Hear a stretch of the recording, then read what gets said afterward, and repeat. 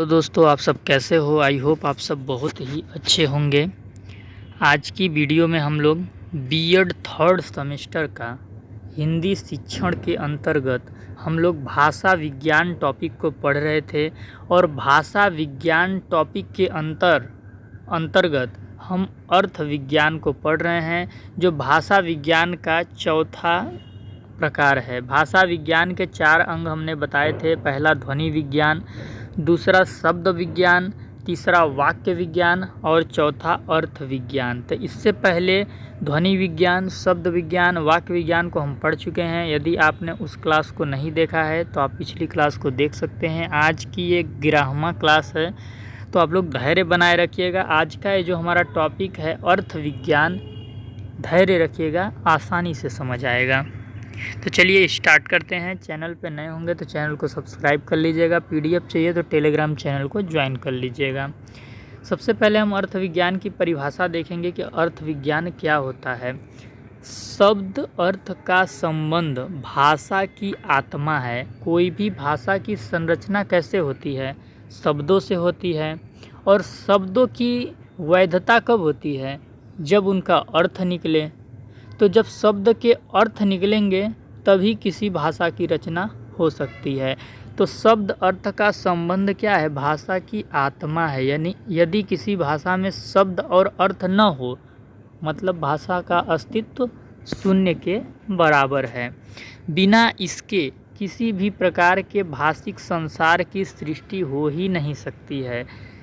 कोई भी भाषा का हमको संसार बसाना है, मतलब कि कोई भी भाषा का हमको रचना करना है, तो उस भाषा के शब्द होने चाहिए और उस भाषा के जो शब्द हैं उनके अर्थ होने चाहिए। अगर ये दोनों नहीं हैं तो कोई भी भाषा का स्ट्रक्चर तैयार हो ही नहीं सकता। अर्थ विज्ञान भाषा विज्ञान का अविभाज्य अंग है। भाषा विज्ञान का अर्थ विज्ञान अविभाज्य अंग है, यानी कि भाषा विज्ञान से इसको अलग नहीं किया जा सकता है। तो परिभाषा के रूप में आप एग्जाम में इतना लिखेंगे यदि आएगा अर्थ विज्ञान के बारे में। तो अब हम अर्थ का परिभाषा जानेंगे कि भाई अर्थ होता क्या है। किसी भी भाषिक इकाई जैसे कि वाक्य, वाक्यांश, रूप, शब्द, मुहावरा आदि को किसी भी इंद्रिय प्रमुखतः कान, आँख से ग्रहण करने पर जो मानसिक प्रतीति होती है वही अर्थ है। जैसे कि मान लीजिए हमारे सामने किसी ने बोला मोबाइल, तो हमारे मस्तिष्क में मोबाइल का चित्र बन जाएगा कि इस तरीके का जो होता है उसको हम मोबाइल कहते हैं। तो ये जो हमारे मस्तिष्क में संप्रत्यय बना वो क्या है? वही अर्थ है। यानी परिभाषा क्या है अर्थ का? किसी भी भाषिक इकाई हमारे सामने कोई वाक्य के रूप में कुछ बोल रहा है, वाक्यांश के रूप में कुछ बोल रहा है, या कोई शब्द हमारे सामने बोल रहा है, या कोई मुहावरा बोल रहा है, या उसके बोलने के बाद या मान लीजिए कोई बोल रहा है, या फिर हम अपनी इंद्रिय से यानी कान से, आँख से कुछ प्रत्यक्ष रूप से किसी को देख लेते हैं या सुन लेते हैं। जैसे हमारे सामने व्यक्ति बोला मोबाइल, तो हम क्या करेंगे? अपने श्रवण अंग यानी कि कानों से सुनेंगे उसने क्या कहा। तो कानों में हमारे सुनाई दिया कि उसने मोबाइल कहा। मोबाइल सुनने के बाद हमारे मानसिक मस्तिष्क में एक प्रक्रिया होगी, एक प्रतीत हो गया। क्या प्रतीत होगा? मोबाइल का फ़ोटो, कि मोबाइल किसे कहते हैं। जब हमारे सामने कोई मोबाइल बोलेगा तो हमारे सामने मोबाइल का मस्तिष्क में चित्र बन जाएगा। तो ये जो चित्र हमारे सामने हमारे मस्तिष्क में बन रहा है वही क्या है? अर्थ है। यानी कि हमारे सामने कोई वक्ता बोल रहा है और उसकी बातों को हम समझ ले रहे हैं, वही क्या है? अर्थ है। शब्द का सही समझ अर्थ है। समझ सकते हैं आप। तो अर्थ का परिभाषा आप यही लिखेंगे। अर्थ का बोध कैसे होता है? भाई हम अर्थ कैसे समझते हैं? तो 2 प्रकार से हम अर्थों को समझते हैं, एक आत्म अनुभव से और एक पर अनुभव से। आराम से समझेंगे। आत्म अनुभव से हम अर्थ को कैसे समझते हैं? आत्म अनुभव का मतलब क्या हुआ कि हम उस चीज़ का रियलाइजेशन कर लें, यानी कि हम उस चीज़ को प्रत्यक्ष रूप से महसूस कर लें। जैसे हमारे सामने एक बिस्किट पड़ा है और हमने उसे अपने आँखों से देख लिया, तो हम मानेंगे कि ये बिस्कुट है, इसको खाया जाता है। अब उसको हम मुंह में खा लेंगे तो हम कहेंगे कि अरे ये तो मीठा लगता है। तो यानी खुद से अनुभव ले लिए, हम अपने आत्म अनुभव ले लिए, तो क्या हो गया? हमको अर्थ का बोध हो गया। जैसे पंखा चलता है, हमने देखा पंखा चला और हमको हवा लगा, तो हम समझ गए कि पंखा चलता है मतलब हवा आता है, तो पंखा का अर्थ हम समझ गए कि पंखा क्या होता है, हवा देने वाला यंत्र है। पर अनुभव का क्या मतलब है, पर अनुभव का मतलब कि उसका अनुभव हमको प्राप्त नहीं है लेकिन किसी दूसरे को प्राप्त है और वो हमें बता रहा है और हम उसकी बातों पे विश्वास कर लेंगे। जैसे जहर, अब जहर हम खाते थोड़ी हैं लेकिन हमको पता होता है कि जहर खाने से मर जाएंगे। हमको कैसे पता होता है, क्योंकि हम दूसरे के द्वारा सुने होते हैं। तो जब हम दूसरे के अनुभव के द्वारा किसी चीज़ के अर्थ को समझते हैं तो हम उसे बोलते हैं कि पर अनुभव के द्वारा हमने किसी चीज़ का अर्थ बोध किया है। जैसे ईश्वर, ईश्वर को कौन देखा है, कोई नहीं देखा है, लेकिन हमारे दादा बाबा हमारे पुरखा पुरनिया सब बताता है कि ईश्वर है, कहीं ना कहीं भगवान है, तो हम लोग विश्वास करते हैं। तो हमको अर्थ का बोध हो जाता है दूसरे के कहने पे। स्वर्ग को भी हमने इसी तरह नहीं देखा है। तो आप एग्ज़ाम में अर्थ का बोध कैसे होता है, आत्म अनुभव से, पर अनुभव से, और इनके एग्जाम्पल एक एक लिख दीजिएगा। एग्जामिनर के सामने बहुत ही अच्छा इंप्रेशन आपका बनेगा। फिर इसके बाद हम थोड़ा सा शब्द और अर्थ का संबंध लिख देंगे अर्थ विज्ञान के अंतर्गत। तो अर्थ विज्ञान के अंतर्गत शब्द और अर्थ का संबंध हम कैसे लिखेंगे, देखिए इसमें क्या क्या लिखना है। शब्द किस लिए प्रयोग हो रहा है, अर्थ इसका निर्धारण करता है। जैसे हमने बोला घोड़ा, तो घोड़ा क्या है, एक शब्द है, तो ये किसके लिए घोड़ा प्रयोग हो रहा है, प्राणी के लिए। भाई घोड़ा क्या है, एक प्राणी है, तो एक प्राणी के लिए घोड़ा प्रयोग हो रहा है। तो अर्थ इसका निर्धारण करता है किसका, शब्द का, कि ये शब्द किसके संदर्भ में प्रयोग हो रहा है। फिर इसके बाद हम आगे देखेंगे अर्थ शब्द को ग्रहण करने पर प्राप्त अनुभव है। जैसे हमारे सामने कोई शब्द बोला गया और उस शब्द को हम ग्रहण किए तो हमको एक मस्तिष्क में फ़ोटो दिख जाता है। हमारे सामने कोई बोला नरेंद्र मोदी, तो नरेंद्र मोदी का चित्र आपके मस्तिष्क में बन जाएगा, नरेंद्र मोदी तो वही हैं। तो जो हमारे मस्तिष्क में चित्र बना, हमने शब्द को जब ग्रहण किया, वही क्या है, अर्थ है। अर्थ शब्द को ग्रहण करने पे प्राप्त अनुभव है। जब हम शब्द को समझने का प्रयास करते हैं, हमको अनुभव मिलता है, वही अनुभव को हम बोल सकते हैं अर्थ है। पंखा चल रहा है, पंखा के नीचे हम बैठ गए, हमको हवा मिल गया, हम समझ गए पंखा हवा देने वाला यंत्र है। तो पंखा को देखने के बाद जो हमको अनुभव मिला वो क्या है, अर्थ है। अर्थ को अभिव्यक्त करने का माध्यम शब्द है। अब हमें किसी अर्थ को कहीं पे प्रकट करना है तो हम किसके माध्यम से करेंगे, भाई शब्द के माध्यम से। अब हम किसी के सामने भाई प्राणी बोल देंगे तो कोई भी प्राणी हो जाएगा, उसके लिए हमको एक पर्टिकुलर शब्द चाहिए कि हम कौन से प्राणी की बात कर रहे हैं, मानव प्राणी की बात कर रहे हैं कि पशु प्राणी की बात कर रहे हैं। तो अर्थ को प्रकट करने का माध्यम क्या है, शब्द है, समझ सकते हैं। और शब्द की वैधता निर्धारित करने वाला कौन है, अर्थ है। तो इस प्रकार जो शब्द और अर्थ हैं एक दूसरे पे क्या हैं, आश्रित हैं। शब्द और अर्थ एक दूसरे पे आश्रित हैं।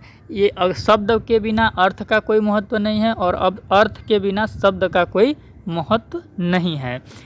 बिना अर्थ के शब्द की महत्ता कम है, बिना अर्थ के शब्द की महत्ता कम है, जबकि बिना शब्द के अर्थ का पूर्ण उपयोग संभव नहीं है।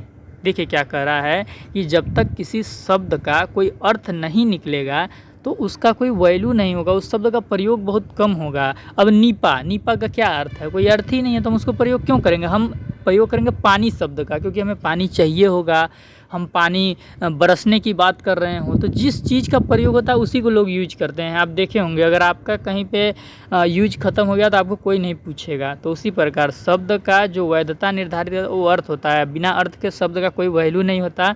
जबकि बिना शब्द के, अब समझ लीजिए कि अर्थ तो है हमारे पास लेकिन शब्दे नहीं है, तो कोई फ़ायदा है जी, हम तो अपने अर्थ को प्रकट ही नहीं कर पाएंगे। भाई हमारे मस्तिष्क में कोई संप्रत्यय बन रहा है, अब उसको प्रकट करने के लिए हमें शब्दों की ज़रूरत होगी। शब्द इज ए टूल्स प्रकट करने के लिए, अर्थ बिना शब्द के हम अर्थ को प्रकट ही नहीं कर सकते। तो समझ लीजिए कि शब्द नहीं है तो भी दिक्कत है, अर्थ नहीं है तो भी दिक्कत है। दोनों एक ही सिक्के के पहलू हैं और एक दूसरे पे आश्रित हैं। तो शब्द और अर्थ का संबंध आप यही एक शब्द में बताएंगे कि अर्थ को प्रकट करने के लिए शब्द क्या है, माध्यम है। लिख लीजिएगा नोट्स में अपने, शब्द को अर्थ को प्रकट करने के लिए शब्द क्या है, माध्यम है। और अर्थ का अब हम शब्द को बताएंगे कि शब्द का यूज हम लोग बता देंगे। अर्थ को प्रकट करने के लिए शब्द क्या है, माध्यम है। और शब्द का वैधता निर्धारित करने वाला कौन है, अर्थ है।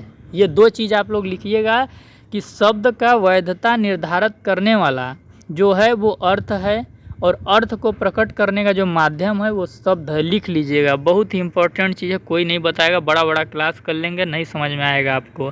फिर इसके बाद क्या है, देख लीजिए यहाँ पे एग्जाम्पल क्या है। जैसे आपके सामने कोई बोला गाय, तो गाय का आप अर्थ क्या लेंगे भाई, पशु की बात हो रही है, तो गाय किसके संदर्भ में बोला जा रहा है ये कौन निर्धारित कर रहा है, अर्थ निर्धारित कर रहा है। अगर हमको इसका अर्थ ना पता हो तो हम समझ ही नहीं पाएंगे कि गाय किस लिए प्रयोग किया जा रहा है। तो आप समझ सकते हैं कि शब्द की जो वैधता निर्धारित करता है कि शब्द किस संदर्भ में यूज हो रहा है वो कौन करता है, वो आपका अर्थ करता है। उसी प्रकार आपका चावल है, हम चावल बोलेंगे मतलब चावल मतलब क्या है, चावल एक पदार्थ है, आप समझ सकते हैं। तो चावल किसके संदर्भ में यूज हो रहा है, पदार्थ के संदर्भ में।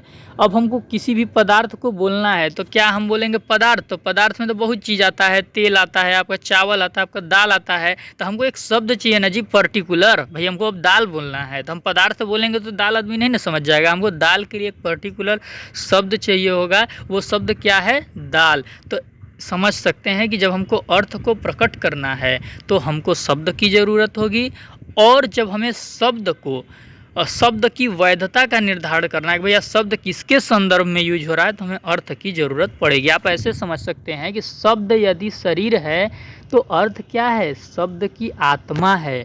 तो आत्मा का महत्व शरीर के बिना है क्या, भैया आत्मा तो भटकती रहेगी, शरीर नहीं रहेगा तो हम लोग अपना काम धंधा तो नहीं ना कर पाएंगे। आत्मा जब शरीर में जाती है तभी ना एक प्रत्यक्ष रूप में दिखता है इंसान। तो और अगर शरीर ही रहे आत्मा ही ना रहे तो शरीर का कोई वैल्यू है, उसमें न जो जान रहेगा ना तो जीव रहेगा, तो कोई फ़ायदा है। तो इस प्रकार आप समझ सकते हैं कि शब्द शरीर है, अर्थ आपका आत्मा है, दोनों एक दूसरे पे अन्योन्याश्रित हैं। अन्योन्याश्रित का मतलब होता है एक दूसरे पे निर्भर हैं, एक नहीं रहेगा इसमें से तो किसी का वैल्यू नहीं होगा। तो इतना काफ़ी है जी हमारे समझ से कि आप लोग को शब्द और अर्थ का संबंध समझाने के लिए, इससे ज़्यादा टाइम बर्बाद करना होगा। एग्जाम में आई होप आप लोग लिख लीजिएगा। अर्थ बोध के साधन, अब देखिए अर्थ कैसे बोध होता है किसी भी शब्द का या किसी भी चीज़ का, हम कैसे अर्थ समझते हैं, इसके दो प्रकार के साधन हैं। एक तो भारतीय परंपरा के अनुसार बताया गया है कि 8 साधन होते हैं अर्थबोध के, और पाश्चात्य परंपरा के अनुसार बताया गया है कि 3 साधन होते हैं अर्थ को जानने के लिए। तो हम लोग तो भारत के न हैं जी, तो सबसे पहले हम लोग भारत वाला देखेंगे कि भारत के वो 8 साधन कौन से हैं। भैया हम भारतीय हैं तो हम अपनी चीज़ों को जानने के प्रति भाई आकर्षित होंगे। तो सबसे पहले हम ये जानते हैं कि अर्थ समझने के लिए वो 8 साधन कौन से हैं, फिर इसके बाद हम लोग पाश्चात्य वाला देख लेंगे, आप चिंता मत कीजिएगा। तो ये देखिए यहाँ पे 1 2 3 4 5 6 7 8, ये 8 प्रकार जो है ये भारतीय परंपरा के अनुसार है कि इनके द्वारा हम किसी अर्थ को समझ सकते हैं। सबसे पहला क्या है, व्यवहार।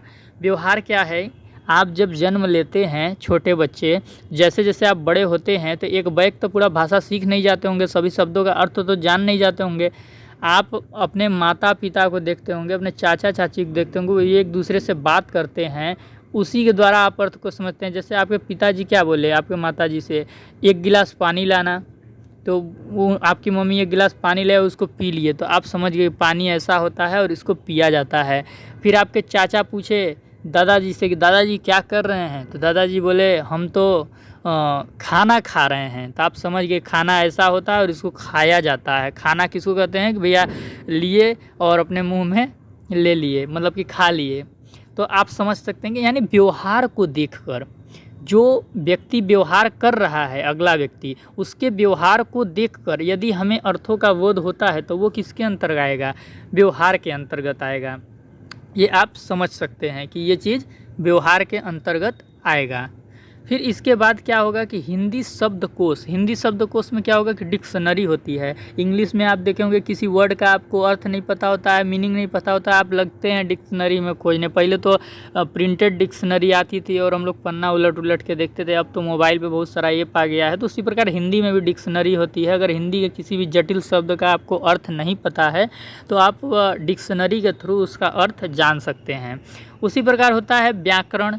व्याकरण से भी हमें अर्थ का बोध हो जाता है। जैसे हम बोल दिए कि वह खाना खाया, या मान लीजिए डायरेक्ट हम बोलते हैं कि वह नहीं खाना खाया, तो खाना खाया का मतलब क्या होगा कि पुरुष खाना खाया। अगर हम वही बोल दें खाना खाई तो मतलब क्या, स्त्री खाना खाई। तो हमें व्याकरण संबंधी नियमों से भी पता चलता है कि स्त्री की बात हो रही है, पुरुष की बात हो रही है। वहीं प्रत्यय ले लीजिए, उपसर्ग ले लीजिए, समास ले लीजिए, संधि ले लीजिए, ये सारे व्याकरण जब आप पढ़ते हैं तो शब्द के अर्थ जानने में आपको बहुत ही ज़्यादा सरलता होती है। क्योंकि जैसे कि हार, हार मतलब क्या होता है कि अविजय, मतलब कि हम नहीं जीत पाए। लेकिन इसमें यदि हम प्र उपसर्ग जोड़ दें तो प्रहार मतलब क्या हो जाए, किसी को मारना।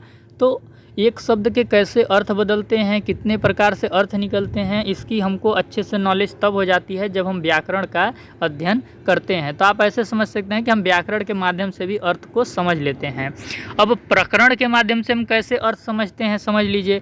प्रकरण का मतलब क्या होता है कि हम किसी भी चीज़ का प्रकरण निकालते हैं। जैसे कि अगर हम आपसे कहें रस पी लीजिए, तो आप क्या समझेंगे कि भाई रस पी लीजिए हम कह रहे हैं तो मतलब किस चीज़ का रस, आम का रस कह रहे होंगे पीने के लिए, अनार का रस कह रहे होंगे पीने के लिए, मौसमी का रस कह रहे होंगे पीने के लिए, यही ना समझ सकते हैं हम। या ऐसे बोल सकते हैं कि अकबर के दरबार में, या ऐसे बोल सकते हैं कपिल शर्मा का शो देखने से 9 रस मिल जाता है, 9 रस मिल जाता है।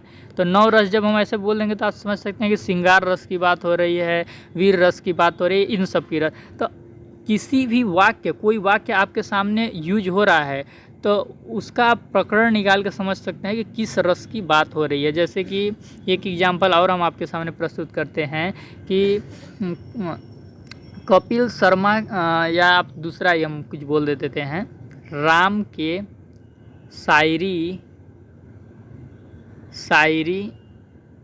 के शायरी सुनने में बहुत रस मिलता है। मतलब क्या मिलता है, आनंद मिलता है। कोई वाक्य में जब यूज होता है तो उसको हम एक शब्द में जब समझने का प्रयास करते हैं एक शब्द में, तो प्रकरण के माध्यम से भी हम वाक्य का अर्थ समझ सकते हैं। जैसे कि रस पी लीजिए, तो हम समझ सकते हैं कि आम का रस और अनार का रस, इस वाला रस की बात हो रही है। तो प्रकरण हम निकालते हैं वाक्य का। जैसे हमारे सामने कोई विस्तृत बोल रहा है, कोई बहुत बड़ा वाक्य बोल रहा है, तो उसके पूरे वाक्य को सुन के हम एक लाइन का प्रकरण के माध्यम से उसका अर्थ समझ लेते हैं कि भाई शाहरुख खान की फिल्म देखने में बहुत रस मिलता है, तो क्या आनंद मिलता है। तो आनंद आपका एक शब्द प्रकरण। तो प्रकरण के माध्यम से भी हम अर्थ समझते हैं। फिर अगला क्या है, व्याख्या में आप देखे होंगे, आपको जब शिक्षक पढ़ाते हैं क्लास में तो क्या होता है, आपको जब शिक्षक पढ़ाते हैं, पद पढ़ाते हैं, गद्य पढ़ाते हैं, कोई शब्द आ जाता है जटिल, क्रिटिकल शब्द आ जाता है, तो उसका क्या होता है कि भाई उसको समझाने के लिए बहुत हम व्याख्या करने लगते हैं, बताने लगते हैं कि ऐसे ऐसे हुआ था और ऐसे हुआ था, उसी के संदर्भ में इस शब्द को यूज किया जाता है। जैसे कि आपके सामने कोई आ गया वर्ड जनक, तो जनक को आप नहीं जानेंगे कि भाई जनक क्या है सर, आप नहीं समझ सकते। तो आपको जो टीचर है उसकी व्याख्या करेगा कि जनक जो थे वो सीता मैया के पिता थे, और सीता मैया के पिता थे और वो मतलब कि बुजुर्ग, मतलब कि बड़े थे। तो जब राजा दशरथ मर गए तो जनक ही श्री राम को बताए कि आपको अयोध्या लौटना चाहिए कि नहीं लौटना चाहिए। तो इसी संदर्भ में रामायण में जनक को यूज किया जाता है सीता मैया के पिता के संदर्भ में। तो व्याख्या करके हम इस शब्द का अर्थ समझा दिए। अब क्या होता है उपमान के द्वारा हम कैसे अर्थ समझते हैं। देखिए उपमान को आप एक हम सरल भाषा में आपको समझाने का प्रयास करते हैं। उपमान मतलब क्या होता है, आप व्याकरण यदि पढ़े होंगे तो जैसे पीपर पात सरिस मंडोला, टाइपिंग सही से नहीं हो रही है। जैसे देखिए समान वस्तु दिखाकर किसी शब्द का अर्थ समझाना, समान वस्तु दिखाकर। जैसे आपसे कोई पूछ दिया कि सर नील गाय कैसा होता है, तो नील गाय को आप दिखा तो नहीं पाएंगे क्योंकि नील गाय हर जगह तो मिलता नहीं है, लेकिन आप बोल सकते हैं कि जो नील गाय होता है ना बेटा, वो गाय के समान ही होता है, बस उसका रंग नीला होता है। तो वो समझ जाएगा कि गाय के समान होता है। और मान लीजिए वो फिर किसी जंगल में जाता है, नीला गाय देखता है, तो समझ जाएगा कि यही नील गाय है। तो हमारे पास कोई प्रत्यक्ष वस्तु नहीं है और उसको हम समझाना चाहते हैं, तो उसी के जैसा दूसरा वस्तु का नाम बताकर हम समझा देते हैं। जैसे मान लीजिए कि अभी आप कोई बच्चा जन्म लेता है, वो बड़ा हो जाता है, वो आपसे पूछता है कि इंदिरा गांधी कैसी थी, तो आपको पास अगर इंदिरा गांधी कुछ वीडियोज़ नहीं है, क्लिप नहीं है, कुछ भी नहीं है, लेकिन आपके पास प्रियंका गांधी की वीडियो है, तो आप समझा के बता सकते हैं कि प्रियंका गांधी जैसी थी, उसी के छवि, उसी के व्यक्तित्व की तरह भी इंदिरा गांधी जी भी थी। तो आप अलग अलग उदाहरण ले सकते हैं, उदाहरणों के माध्यम से समझ सकते हैं। तो उपमान मतलब यही होता है। अगर आप हिंदी भाषा पढ़े होंगे तो उपमान एक अलंकार के अंदर आता है। तो आप उसमें एक लाइन पढ़े होंगे, पीपर पात सरिस मन डोला, पीपर पात सरिस मन डोला, यानी कि पीपर के पत्ते के समान हमारा मन चिकना होता है। पीपर का जो पत्ता होता है आप देखिएगा कि चिकना होता है, तो पीपर के पत्ते के जैसा ही हमारा मन भी होता है, ये कहने का अर्थ। यानी पीपर की समानता किससे की गई थी, पीपर के पत्ते की समानता किससे की गई थी, मन से की गई थी। तो आप ये समझ सकते हैं। फिर इसके बाद आप्त वाक्य क्या होता है। आप्त वाक्य मतलब क्या होता है कि यथार्थ वक्ता। जैसे हम आपके सामने, हम तो अभी मान लीजिए ऑनलाइन बोल रहे हैं, लेकिन आपके सामने जब क्लास में कोई शिक्षक आपको पढ़ा रहा होता है तो यथार्थ मतलब आप उसको देख रहे हैं। तो ऐसे वक्ता के द्वारा जब हम किसी बात का अर्थ ग्रहण करते हैं, जैसे हमारे माता पिता हो गए, हमारे गुरु हो गए, ऋषियों की बातों के द्वारा जब हम कोई अर्थ ग्रहण करते हैं तो उसे आप्त वाक्य के अंतर्गत समझा जाता है। ज्ञान का सानिध्य। ज्ञान का सानिध्य मतलब क्या है कि आपके सामने कोई वाक्य यूज हो रहा है, उसमें 2-4 शब्द प्रयोग हुए हैं, तो आपको जैसे मान लीजिए कोई एक वाक्य है, उसमें कोई शब्द प्रयोग हुआ है और उस शब्द का आप अर्थ उसके अगल बगल वाले शब्द से समझ लेते हैं, तो ऐसे चीज़ को क्या बोलते हैं, ज्ञान के सानिध्य के माध्यम से हम अर्थ को समझ रहे हैं। जैसे आप समझ सकते हैं, बाग में गुलाब, चमेली, गुलसिबा खिले हैं। तो आपको पता है कि भैया गुलाब क्या होता है, फूल होता है, चमेली भी फूल होता है, लेकिन गुलसिबा क्या होता है आपको नहीं पता। तो आप इसके बगल वाले, भाई चमेली फूल है, गुलाब फूल है, तो गुलसिबा भी क्या होगा, फूल होगा। तो जब किसी शब्द का हमको अर्थ समझ नहीं आता है और उसके अगल बगल कुछ शब्द प्रयोग हुए होते हैं और उनके माध्यम से हम किसी अन्य शब्द का अर्थ समझ जाते हैं, तो हम बोलते हैं कि ज्ञान के सानिध्य के माध्यम से हम अर्थ को समझ रहे हैं। जैसे आप समझ सकते हैं, मोदी जी की पार्टी राहुल गांधी से अच्छी है। तो मोदी जी की पार्टी राहुल गांधी से अच्छी है, तो भाई क्या अच्छी है, तो समझ सकते हैं कि मोदी जी की पार्टी है तो यानी राहुल गांधी जी की भी पार्टी होगी, यानी मोदी जी की पार्टी राहुल गांधी जी की पार्टी से अच्छी है। तो आप समझ सकते हैं कि राहुल गांधी भी एक पार्टी चलाते हैं। अगला उदाहरण आप इसी में देख सकते हैं कि भारतीय राष्ट्रीय कांग्रेस पार्टी भाजपा से अच्छी है। तो भारतीय राष्ट्रीय कांग्रेस क्या है, यहाँ पे पार्टी है, तो भाजपा भी क्या होगी, पार्टी होगी। तो पार्टी शब्द क्या है, सानिध्य है। पार्टी शब्द के माध्यम से हम समझ पा रहे हैं कि भाजपा क्या है, पार्टी है। तो किसी अन्य शब्द का अर्थ उसके अगल बगल वाले शब्द से हम पता लगा लें तो हम उसको बोलते हैं कि ज्ञान के सानिध्य के माध्यम से हम अर्थ का पता लगाए थे। तो भारतीय परंपरा के अनुसार इसी प्रकार 8 माध्यम से हम अर्थ का बोध करते हैं: व्यवहार, हिंदी शब्दकोश, व्याकरण, प्रकरण, व्याख्या, उपमान, आप्तवाक्य, ज्ञान का सानिध्य। और उसी तरह पाश्चात्य परंपरा में आप देख सकते हैं कि प्रदर्शन मतलब वही व्यवहार, कोई भी प्रत्यक्ष चीज़ हमने देख लिया, हमने अर्थ ग्रहण कर लिया। विवरण मतलब क्या होगा, प्रस्तावनी विधि। विवरण मतलब जैसे कि हम किसी चीज़ का मतलब प्रश्न पूछ के उसका अर्थ समझा दे। जैसे कि आपसे पूछा जाए कि मान लीजिए कि कोई भी चीज़ आपसे पूछा जा रहा है कि भाई आपसे जैसे ये पूछा जा रहा है कि समझ लीजिए कि गौतम बुद्ध कौन थे। आपसे कोई लड़का पूछा कि सर गौतम बुद्ध कौन थे, तो आप पूछ सकते हैं कि तुम्हारे भारत में कितना धर्म है। वो बताएगा हिंदू, मुस्लिम, सिख, ईसाई, बौद्ध, जैन, ऐसे पूछेंगे। तो फिर बोले आप उससे पूछेंगे कि बौद्ध धर्म के संस्थापक कौन थे बताओ, तो वो बोलेगा नहीं पता, तो आप बोलेंगे वही गौतम बुद्ध थे। तो इस प्रकार से आप प्रश्नावली विधि से या प्रस्तावना विधि से जब किसी शब्द का अर्थ समझाते हैं तो वो विवरण के अंतर्गत आ जाता है। अनुवाद विधि से भी हम अर्थ को समझा सकते हैं कि किसी भी वाक्य को हमको समझाना है तो हम उसका अनुवाद करने लगते हैं। जैसे पंडित जी लोग आपका देखते हैं अनुवाद करते हैं, तो उस प्रकार से। और आपको ज़्यादा डिटेल में जाने की ज़रूरत नहीं है, तथ्य पते होना चाहिए, एग्जाम में आप बहुत ही अच्छा लिख सकते हैं। अर्थ विज्ञान के अंतर्गत आपको थोड़ा सा अर्थ परिवर्तन के बारे में बताना है कि किसी भी शब्द के अर्थ में जब परिवर्तन हो जाता है कि भाई शब्द का अर्थ पहले कुछ और था अभी कुछ और हो गया, तो उसको हम क्या बोलेंगे, अर्थ परिवर्तन बोलेंगे। जैसे आकाशवाणी, आकाशवाणी का अर्थ पहले क्या समझा जाता था, आकाश मतलब देववाणी, कि भाई ईश्वर जो बोल रहा है वो आकाश से सुनाई देता है।